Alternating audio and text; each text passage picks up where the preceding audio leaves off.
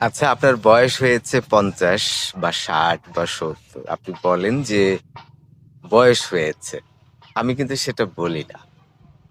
আপনার বয়স যদি ৮০ ও হয়, তবুও আমি বলতে পারি যে আপনার বয়স হয়নি। কেন? কারণ হলো যে বয়স তখনই হয় যখন আপনি বিছানায় পড়ে যাবেন, প্রস্রাব করবেন, পায়খানা করবেন কিন্তু কেউ আপনাকে দেখার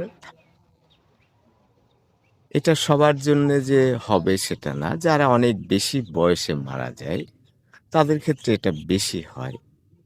তবে কম বয়সে অনেক সময় দুর্ঘটনা, পক্ষাঘাতগ্রস্ত, প্যারালিসিস এ ধরনের অনেক কিছু হতে পারে। তো জিনিসটাই হলো যে আগের যুগে কিন্তু বিছানায় এভাবে মানুষ মারা যেত। কিন্তু সুবিধা হলো যে আশেপাশে লোক থাকতো। কিন্তু এখন সমস্যা হলো যে আশেপাশে লোক পাওয়াটা মুশকিল।